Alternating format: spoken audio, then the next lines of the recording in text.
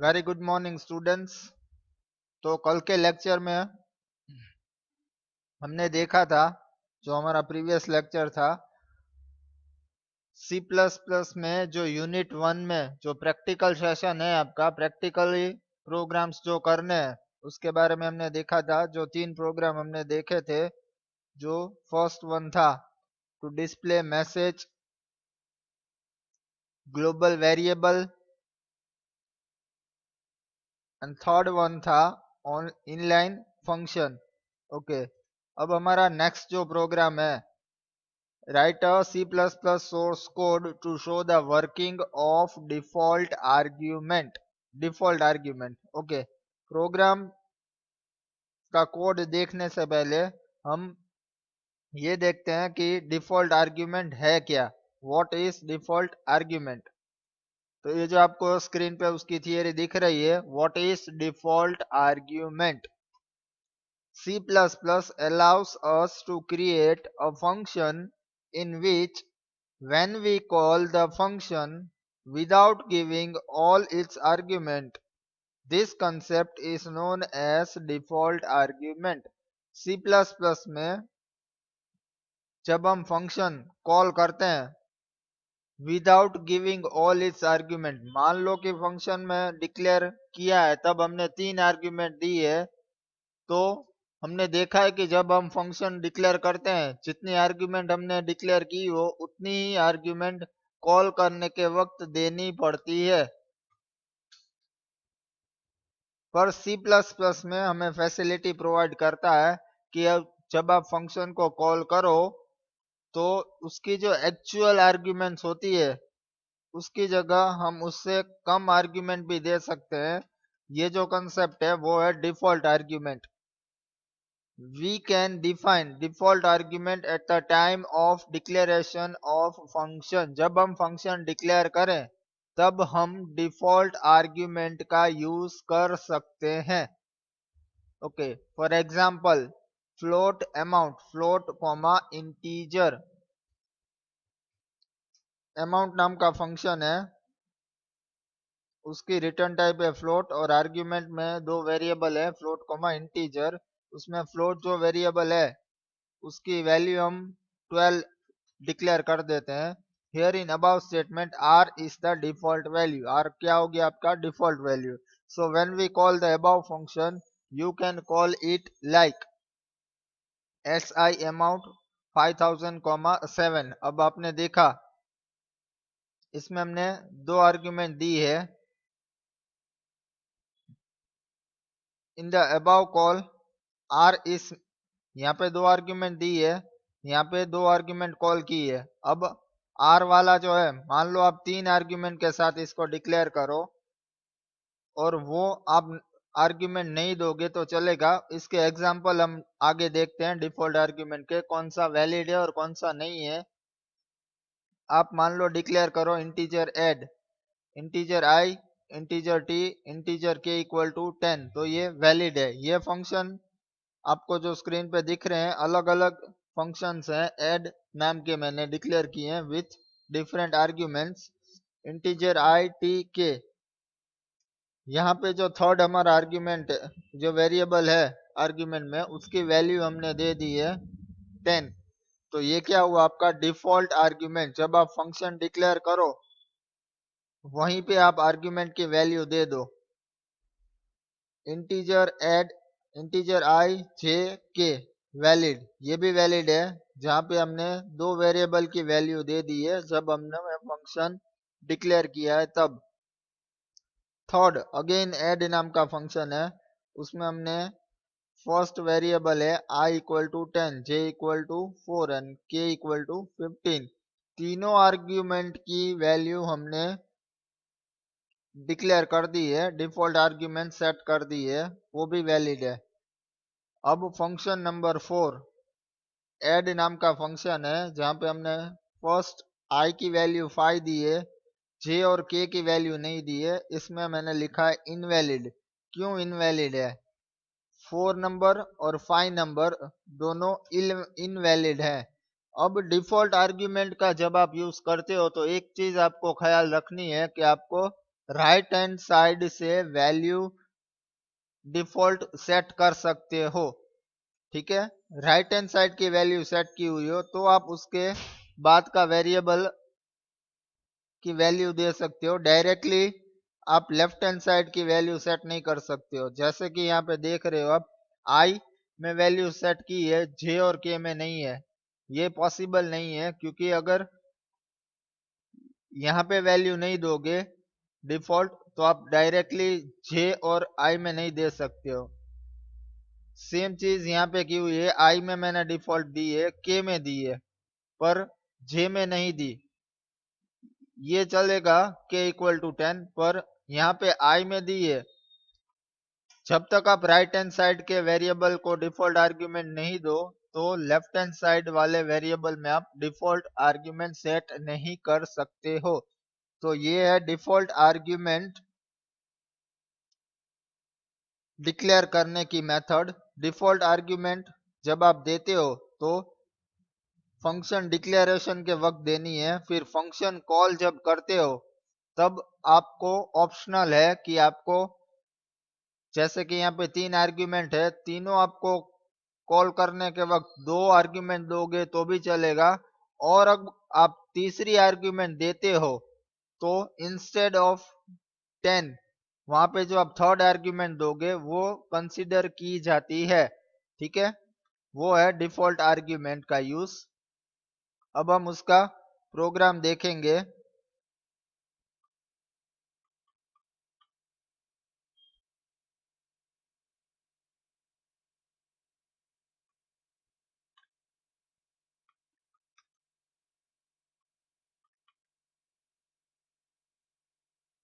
यहाँ पे मैं ओपन करता हूँ अपना program for default argument. Okay, ये आपका डिफॉल्ट आर्ग्यूमेंट का कोड जो मैंने आपको पीडीएफ दी है, उसमें भी प्रोग्राम दिया है जो आपको जर्नल में लिखना है। ठीक है, यहाँ पे डिफॉल्ट आर्ग्यूमेंट का यूज किया है हमने। Okay, program compiled successfully. Program compile हो गया है।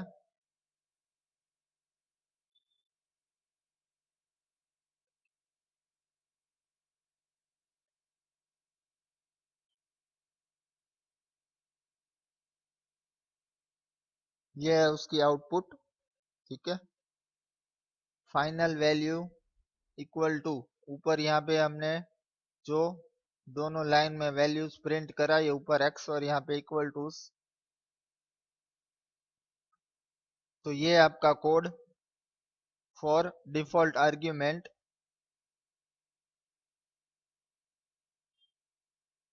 ओके, सबसे पहले iostream dot H, conio dot H,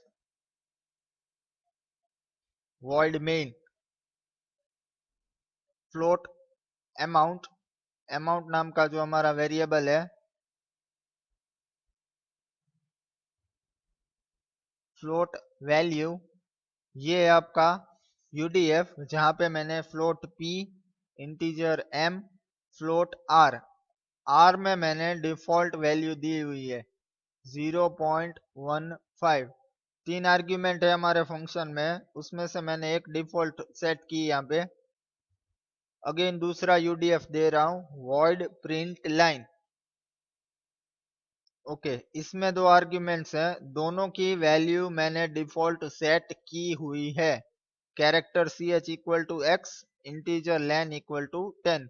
तो हमारे 2 यूडीएफ है, एक वैल्यू और एक प्रिंट लाइन। दोनों में हमने डिफॉल्ट आर्ग्यूमेंट का यूज किया हुआ है। वैल्यू में जो यूडीएफ है उसमें मैंने एक डिफॉल्ट आर्ग्यूमेंट सेट की है, और प्रिंट लाइन के 2 आर्ग्यूमेंट है, दोनों मैंने डिफॉल्ट सेट की हुई है। यहाँ पे मैंने प्रिंट लाइन फंक्शन कॉल किया। ठीक है, प्रिंट लाइन फंक्शन कॉल किया, उसमें मैंने कोई भी आर्ग्यूमेंट नहीं दी है। जब हमने फंक्शन डिक्लेयर किया तब देखा उसमें 2 आर्ग्यूमेंट है, पर कॉल कर रहा हूं वहां पे कोई भी आर्ग्यूमेंट नहीं है। तो जब ये फंक्शन कॉल होगा तो पहले वेरिएबल की वैल्यू होगी x और दूसरे की होगी 40। Amount equal to value, value नाम का जो यूडीएफ है हमारा वो कॉल कर रहा हूं। उसमें मैंने दो आर्ग्यूमेंट दी है 500, 5। तो p की वैल्यू क्या होगी 500, m की वैल्यू क्या होगी 5, और थर्ड जो आर्ग्यूमेंट है वो डिफॉल्ट कंसीडर की जाएगी, यहाँ पे रिप्लेस होगी r की वैल्यू 0.15। अब यहाँ पे दोनों ये अमाउंट प्रिंट करवा रहा हूँ, फाइनल वैल्यू अमाउंट। अमाउंट में हमने क्या किया है, जो ये वैल्यू फंक्शन है उसकी वैल्यू रिटर्न करता है, तो वो क्या करेगा, ये जो तीनों वैल्यूज है उसको प्रोसेस करके अमाउंट में स्टोर करता है। अगेन यहाँ पे प्रिंट लाइन फंक्शन कॉल किया है जहाँ पे मैंने वन आर्ग्यूमेंट दी है। एक्चुअल में कितनी आर्ग्यूमेंट है प्रिंट लाइन में, दो, दोनों डिफॉल्ट है। अब अगर आप एक आर्ग्यूमेंट पास करते हो तो वो किसकी कंसीडर की जाएगी, यहाँ पे सी एच की जगह क्या, एक्स की जगह क्या रिप्लेस होगा, इक्वल टू। ओके, यूडीएफ का कोड हम देखते हैं, float value, float P N R, integer year equal to 1, float sum equal to P. Integer year में हमने क्या स्टोर करवाया 1, और सम में यहाँ पे जो है p उसकी वैल्यू असाइन की है, while year less than equal to n, जब तक number of years equal to year n नहीं होगा तब तक आपकी लूप चलेगी। Sum equal to sum into 1 plus R, year equal to year plus R, return क्या करेगा sum. Same way print line के यूडीएफ में हमने क्या किया है, यहाँ पे जो दो आर्ग्यूमेंट्स है, लूप चलेगी हमारी 1 से लेके लेन तक, 1 से लेके यहाँ पे जो सेकंड आर्ग्यूमेंट है तब तक आपकी लूप चलेगी। और जो फर्स्ट आर्ग्यूमेंट है वो हमने प्रिंट करवाया है सी एच से, यहाँ पे यूज किया है C out end L. End L आपका नेक्स्ट लाइन के लिए का ऑपरेटर है, end L operator manipulator. End L next line के लिए जो वर्क स्लैश एन सी में करते थे हम, सेम चीज हम and L, and line, line आपकी नेक्स्ट लाइन में कंट्रोल जाएगा। तो ये है आपका डिफॉल्ट आर्ग्यूमेंट का प्रोग्राम, ठीक है, जहां पे आप डिफॉल्ट आर्ग्यूमेंट फंक्शन की आर्ग्यूमेंट सेट कर सकते हो, पर एक चीज आपको ख्याल रखनी है कि आप वो वैल्यू राइट हैंड साइड से ही सेट कर सकते हो, ठीक है। डायरेक्टली आप लेफ्ट साइड के वेरिएबल में वैल्यू सेट नहीं कर सकते हो। कांस्टेंट आर्ग्यूमेंट का, डिफॉल्ट आर्ग्यूमेंट का यूज जब भी आप करोगे तो ये चीज आपको ध्यान रखनी है कि आप राइट हैंड साइड से ही वैल्यू सेट कर सकते हो। यहाँ पे 1, फिर आप सेकंड में देना चाहते हो तो यहाँ पे दे सकते हो, थर्ड में देना चाहो तो यहाँ पे भी दे सकते हो, पर डायरेक्टली आप फर्स्ट और सेकंड में नहीं सेट कर सकते हो विदाउट सेटिंग थर्ड आर्ग्यूमेंट, ठीक है। तो ये था आपका डिफॉल्ट आर्ग्यूमेंट का प्रोग्राम। उसके बाद जो नेक्स्ट हमारा टॉपिक है मेथड ओवरलोडिंग और function overloading. Overloading refers to the use of same thing for different purpose। Method overloading या फंक्शन ओवरलोडिंग जो है आपका एक इम्पोर्टेंट टॉपिक है। यही टॉपिक आपको ओओपी में अगेन एंड अगेन आएगा, जब आपको जावा नेक्स्ट सेम में जब आप पढ़ोगे स्टडी करोगे सेम चीजें आपकी सब रिपीट होगी ओओपी में। तो ये थियरी आपको प्रॉपरली सभी कंसेप्ट क्लियर होने चाहिए कि मेथड ओवरलोडिंग और फंक्शन ओवरलोडिंग है क्या। Method overloading refers to the use of same thing for different purpose। Overloading का मतलब क्या होता है, एक ही चीज का यूज आपको अलग अलग मतलब के लिए करोगे, तो that is overloading. C++ allow us overloading of function, which means we can declare two or more function with same name but different purpose with different thing of arguments or return type or data type। अब C plus plus जो है आपको overloading of function की facility provide करता है। Function overloading मतलब क्या, कि आप एक ही नाम के एक से ज्यादा फंक्शन डिक्लेयर करो तो अलग क्या होगा उसमें, या तो रिटर्न टाइप या आर्ग्यूमेंट, दोनों में से कोई चीज अलग होगी पर फंक्शन का नाम सेम रहेगा। यहाँ पे आपको एग्जांपल दिया है, एक ही नाम के फंक्शन मैंने डिक्लेयर किए हैं ऐड, पर उन सब में अलग अलग क्या है वो देखते हैं। Integer add, integer X comma Y, float add, float A comma B. पहले में रिटर्न टाइप इंटीजर है, दूसरे में फ्लोट है, इसकी आर्ग्यूमेंट दोनों फ्लोट है, यहाँ पे इंटीजर है। Again integer add, integer X Y Z, इसमें 3 आर्ग्यूमेंट है, इसमें 2 आर्ग्यूमेंट है, ठीक है। Float add, integer X, integer Y, integer Z, ये सेम अलग अलग फंक्शंस डिक्लेयर किए हैं, आप स्क्रीन पे देख सकते हो। सब में या तो रिटर्न टाइप अलग है या वेरिएबल की आर्ग्यूमेंट, नंबर ऑफ आर्ग्यूमेंट या उनकी डेटा टाइप, ये कोई भी चीज अलग होगी पर फंक्शन का नाम सेम रहता है। तो ये जो कंसेप्ट है आपका वो है मेथड और function overloading.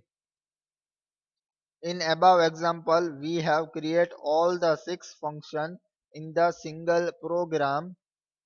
Then when we run the program at that time according to the argument the function will be called. अब एक ही नाम के फंक्शन हमने डिक्लेयर किए हैं, तो जब हम फंक्शन को कॉल करते हैं तो कैसे पता चलेगा कि कौन सा मेथड आपको कॉल करनी है, कौन सी मेथड आपको कॉल करनी है, वो कैसे डिसाइड होगा, उसकी या तो नंबर ऑफ आर्ग्यूमेंट्स जो आप कॉल करोगे तब पास ऑन करोगे उससे डिसाइड होगा कि कौन सा फंक्शन कॉल करना है, ठीक है। ये आपका एग्जांपल है जो हम रन करके देखेंगे, मेथड ओवरलोडिंग और फंक्शन ओवरलोडिंग। फंक्शन ओवरलोडिंग का कंसेप्ट है जो आपका, वो एक इम्पोर्टेंट कंसेप्ट है। तो आपको ये प्रॉपरली कंसेप्ट याद रखना है कि उसका मतलब क्या है। ओवरलोडिंग का मीनिंग आपको पता होना चाहिए कि एक ही नाम के फंक्शन आप एक से ज्यादा एक प्रोग्राम में देते हो तो उसको कहा जाएगा फंक्शन ओवरलोडिंग। अब हम उसका एग्जाम्पल देखते हैं।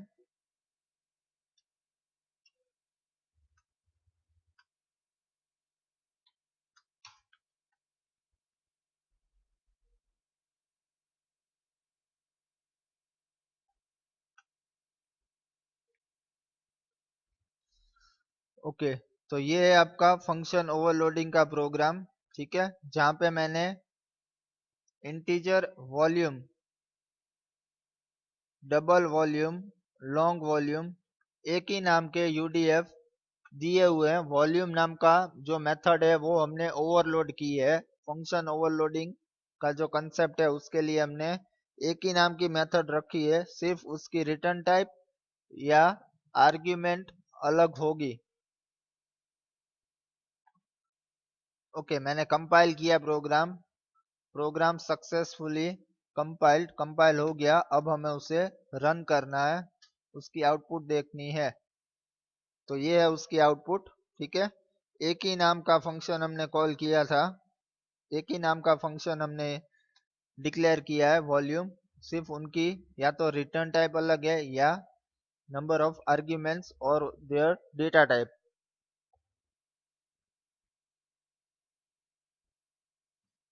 Okay, C out volume, volume में मैं एक आर्ग्यूमेंट दे रहा हूँ, यहाँ पे 2 आर्ग्यूमेंट दे रहा हूँ, यहाँ पे 3 आर्ग्यूमेंट दे रहा हूँ। तो यहाँ पे कौन सा कॉल होगा, जो आपका पहला वाला वॉल्यूम है 2.5 और 8, दैट मीन्स कि आपका ये सेकंड नंबर का वॉल्यूम फंक्शन कॉल होगा। और ये जो थर्ड है 100L 75 15, ये वाला आपका वॉल्यूम फंक्शन कॉल होगा। नीचे हमने फंक्शन की डेफिनेशन दी हुई है तीनों फंक्शन की। ये क्या रिटर्न करेगा, s into S into S, जो एक आर्ग्यूमेंट दोगे तीनों का मल्टीप्लीकेशन। ये क्या आपको रिटर्न करेगा, 3.14 जो पाई की वैल्यू है वो मैंने सेट की है इंटू आर एक तो ये मल्टीप्लाई होगी कौन वैल्यू फिक्स वैल्यू जो रखी है और आर और एच जो दो वैल्यू आप पास करोगे उसको इस वैल्यू के साथ मल्टीप्लाई करके वैल्यू रिटर्न करेगी और लास्ट में जो तीनों आर्ग्यूमेंट वाला वॉल्यूम फंक्शन है वो तीनों आर्ग्यूमेंट का मल्टीप्लिकेशन हमें रिटर्न करता है। तो ये फंक्शन की डेफिनेशन है जो हमने यहाँ पे कॉल किए हुए हैं। तो ये कंसेप्ट है आपका फंक्शन ओवरलोडिंग, जहाँ पे आप अपने एक ही प्रोग्राम में एक से ज्यादा एक ही नाम के फंक्शन डिक्लेयर करते हो। क्लियर? ये आपका उसका आउटपुट। नेक्स्ट टॉपिक में हम आगे के टॉपिक्स देखेंगे। Till then thank you.